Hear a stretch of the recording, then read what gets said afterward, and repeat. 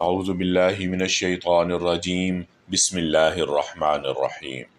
اے نبی مکرم صلی اللہ علیہ وسلم، جو کتاب ہم نے تمہاری طرف وحی کے ذریعے بھیجی ہے وہی حق ہے، تصدیق کرتی ہوئی آئی ہے ان کتابوں کی جو اس سے پہلے آئی تھیں۔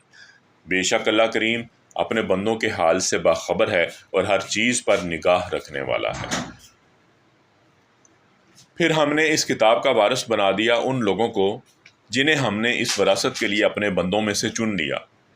اب کوئی تو ان میں سے اپنے نفس پر ظلم کرنے والا ہے اور کوئی بیچ کی راہ میں ہے اور کوئی اللہ کے اذن سے نیکیوں میں سبقت کرنے والا ہے۔ یہی بہت بڑا فضل ہے۔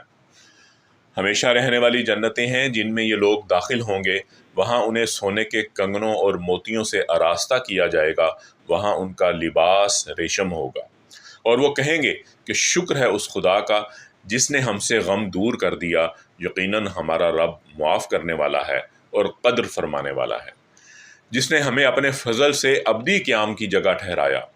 اب یہاں نہ کوئی ہمیں مشقت پیش آتی ہے اور نہ کوئی تھکان لاحق ہوتی ہے۔ اور جن لوگوں نے کفر کیا ان کے لیے جہنم کی آگ ہے، نہ ان کا قصہ پاک کر دیا جائے گا کہ مر جائیں، اور نہ ان کے لیے جہنم کے عذاب میں کوئی کمی کی جائے گی۔ اس طرح ہم بدلہ دیتے ہیں ہر اس شخص کو جو کفر کرنے والا ہو۔ وہ وہاں چیخ چیخ کر کہیں گے کہ اے ہمارے رب، ہمیں یہاں سے نکال لے تاکہ ہم نیک عمل کریں ان اعمال سے مختلف جو پہلے کرتے رہے تھے۔ انہیں جواب دیا جائے گا، کیا ہم نے تم کو اتنی عمر نہ دی تھی جس میں کوئی سبق لینا چاہتا تو سبق لے سکتا، اور تمہارے پاس متنبہ کرنے والا بھی آ چکا تھا۔ اب مزہ چکھو، ظالموں کا یہاں کوئی مددگار نہیں ہے۔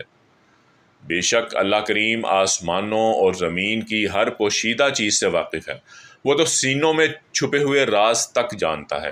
وہی تو ہے جس نے تم کو زمین میں خلیفہ بنایا۔ اب جو کوئی کفر کرتا ہے اس کے کفر کا وبال اسی پر ہے، اور کافروں کو ان کا کفر اس کے سوا کوئی ترقی نہیں دیتا کہ ان کے رب کا غضب ان پر زیادہ سے زیادہ بھڑکتا چلا جاتا ہے۔ کافروں کے لیے خسارے میں اضافے کے سوا کوئی ترقی نہیں۔ اللہ کریم ہمیں قرآن پاک کو صحیح معنوں میں پڑھنے، سمجھنے، اس پر عمل کرنے کی توفیق عطا فرمائے۔ آمین یا رب العالمین۔